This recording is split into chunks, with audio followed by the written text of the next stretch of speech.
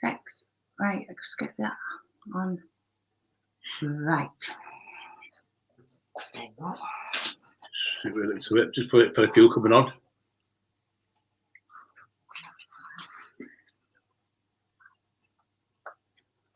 Right. Now if I go and share it now, it'll... Yeah. I'll see you in a bit. Okay. Just wait a few coming on. Is that okay? Yeah. Yeah, no worries. So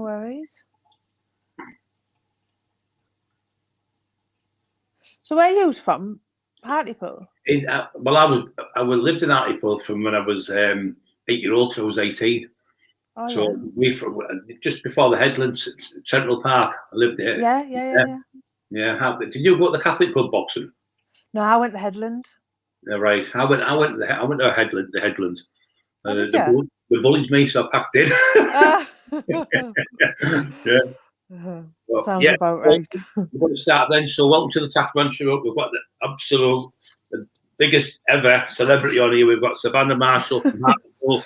She's held the WBO title from 2020 middleweight. She became the first British female world champion in the championships. She's got the record as best active female middleweight. Savannah is the only boxer to have defeated Clarissa Shields. We'll talk about that. And you got a gold at the Commonwealth. Savannah, can I just, what I usually do, because you're from Hartlepool, when I'm there for myself, can we go back to when you were a little kid? What was it like at home when you got any siblings and that? So I was born in 91, so I'm a 90s girl. I've got an older sister who's 13 years older than me. So basically she kind of like helped bring me up. Right. I've always been really close to my sister, and I've got a younger brother who's 18 months younger than me. Right. So, and I'm from Millbank Road in Hartlepool, which it's quite a rough area of Hartlepool. Yeah. So, growing up, no offense to Millbank Roaders, but my mum would never ever let me go off the front. I could never go up the top of the street. I wasn't allowed to go halfway because she didn't want me getting into trouble or anything like that. But I was always sporty. I always loved football, netball, and playing out, things like that. There's no one in my family's ever boxed. No history of boxing. How did you think I would have boxed today? Well, I didn't. To be honest, looking back, I used to bully my brother. I used to always be fun fighting with my brother, winding him up, that type of thing. And one of my neighbours, actually, a couple of doors down, he used to box. Right. So I always remember him going to the Headland gym. He used to go on his bike, and I used to go and call for him, and his mum would be like, "Oh, he's gone to boxing." So that's how the interest come about. I remember thinking, I want to go and try this boxing. Yeah. So literally, it was just going because a friend used to go. It wasn't. Never had no interest. I never watched boxing. Never seen a boxing fight or anything like that. So when you first went to the gym, were you nervous going in there? Being a girl, obviously. Yeah, well, because there was no other girls there, I got a couple of my girlfriends to go with me. Right. So I think there was about 3 or 4 of us went. And the coach, Tim Coulter, he was very strict. I always remember him like half shouting at me and being like, "Well, if you've just come to mess about, you can just leave now." And I remember thinking, "Oh, they're strict in here." So anyway, I'd went in with my 4 friends, and we did one session, and they never ever went back.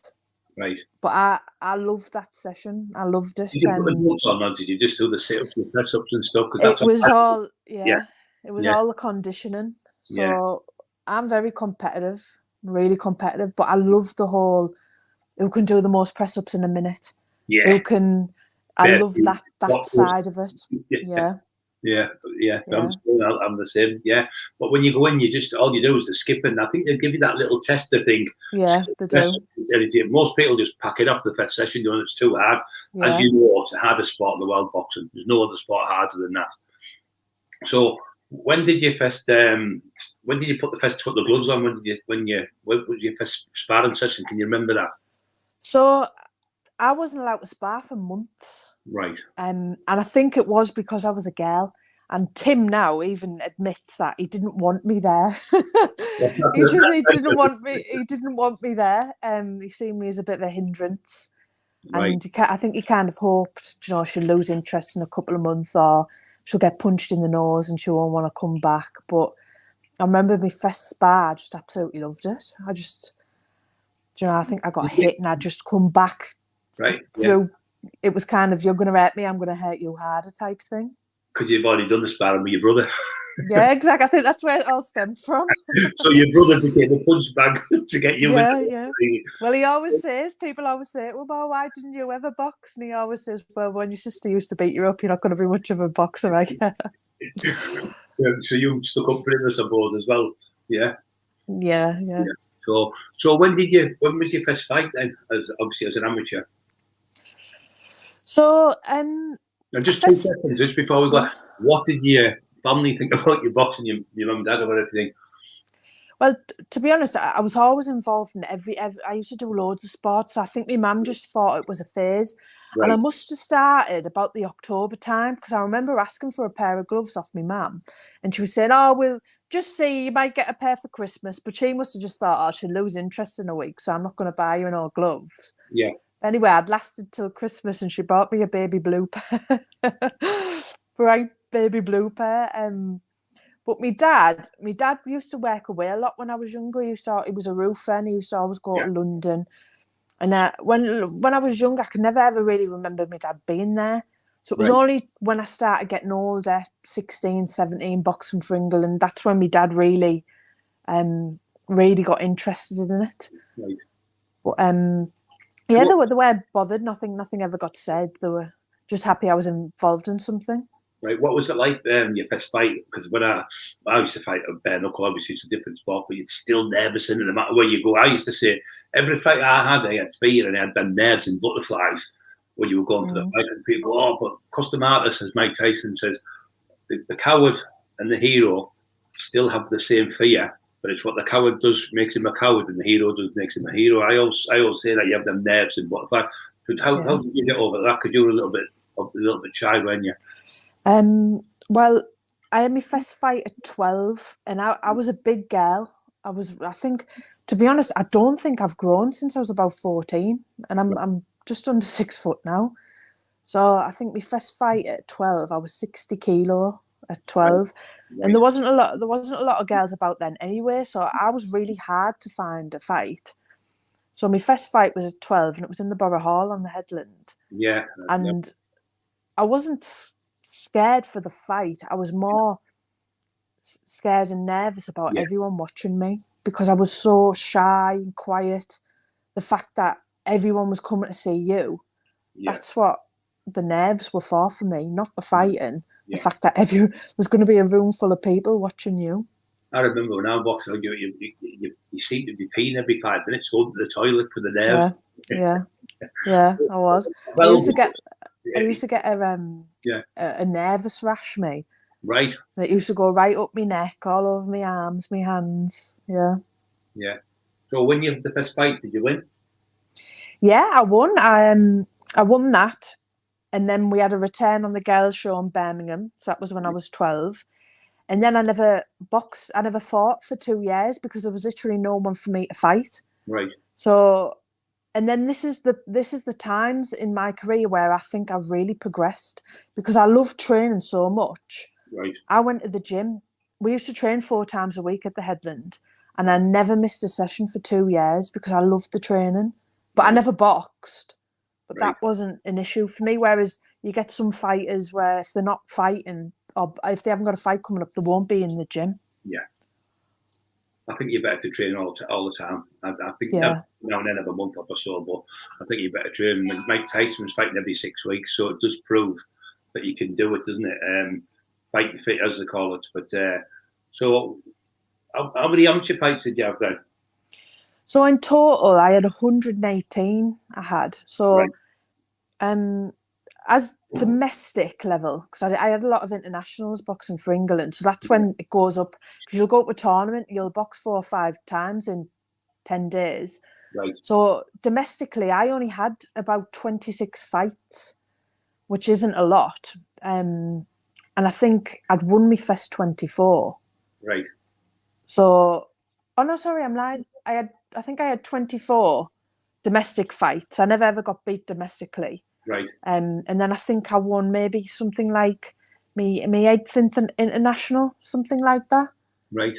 Mm. What was the hardest fight you had as an amateur? Looking back now, I could honestly say that so I had 118 and I got beat 15 times in the 118, and 6 of them were to the same girl. It was a Dutch girl. Right. And it was kind of my kryptonite hairstyle. She was taller than me, very rangy.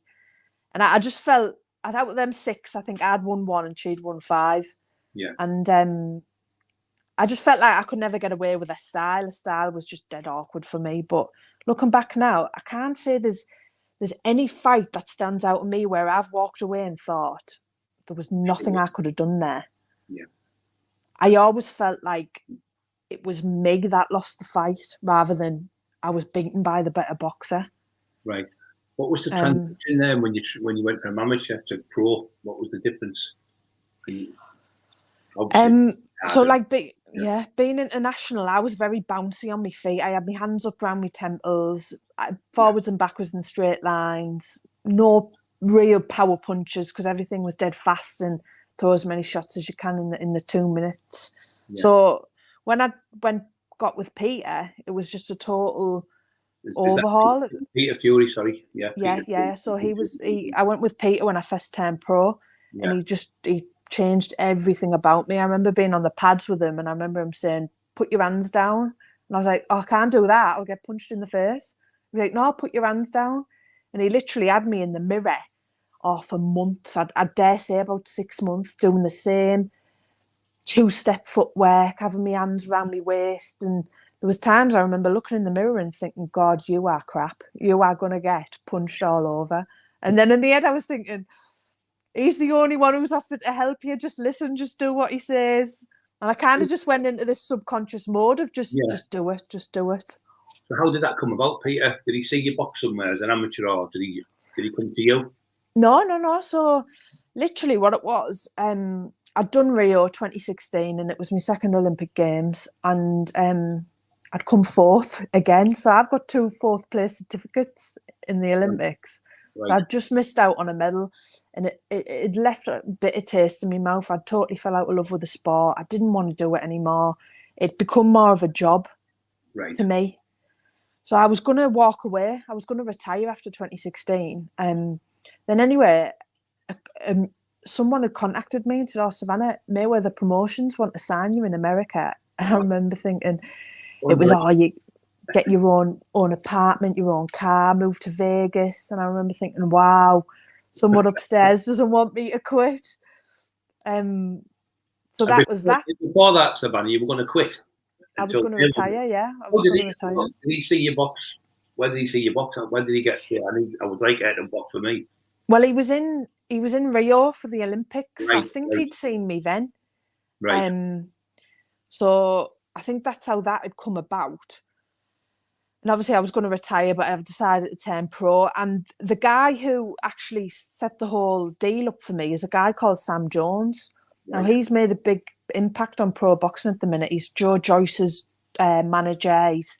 He's a promoter now. He's doing really well. And I was actually his first boxer. Right. And I remember messaging him something like 6-7 weeks before I was meant to go to Vegas for my debut and saying, "Oh, look, Sam, I've never ever trained with a pro coach. I don't know anything about pro boxing. You know, I'm still training with Tim, my amateur coach."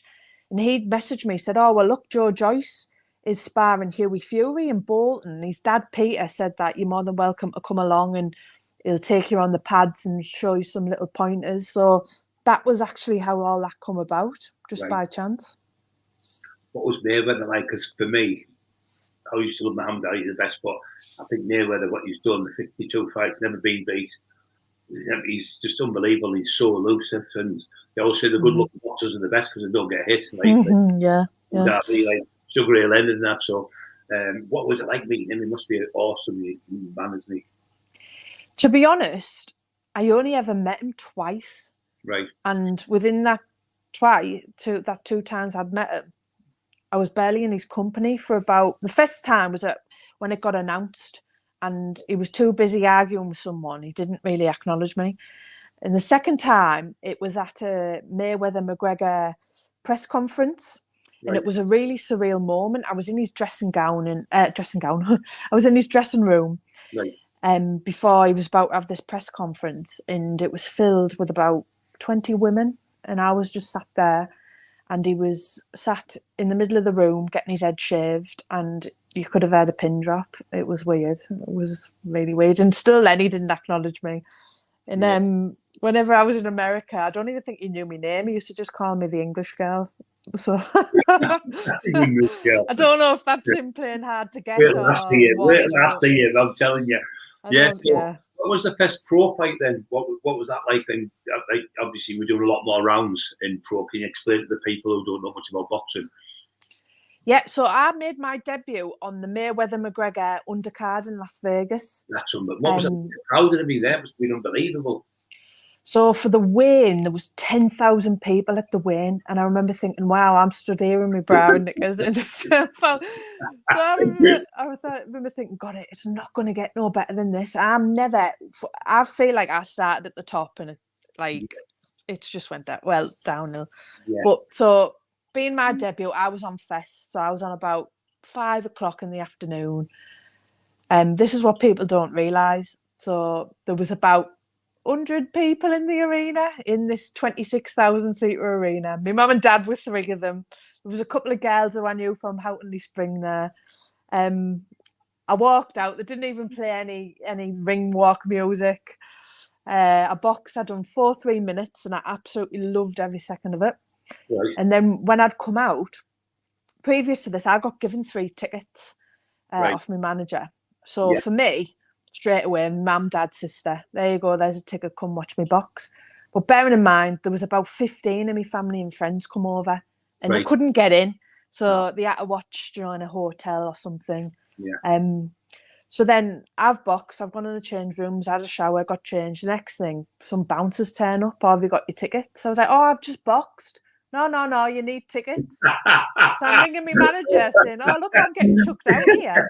And they were like, "Oh, well, I'll give you 3 tickets. I went, "No, for me mum, dad and my sister." He was like, "No, they were for you and your 2 coaches." So literally half an hour after our box, I got kicked out the arena. So I didn't even see Mayweather-McGregor. That's unbelievable, that. And you could write that script on us. It's unbelievable. So what was it like? When you had the fight, Savannah, people say to me, boxing, I mean, you're all waiting. Once you get in there, the bell goes and it's over. The fight, it's gone. But then you think it's gone in seconds, but you've had 4, 5, 6 rounds wherever you boxed. Yeah. You just want it to keep going on, don't you? But before you get there, you're like all nervous. But the bell goes, different place, and it's your ground, and it is. It's different, but you don't hear the crowd or nothing, do you?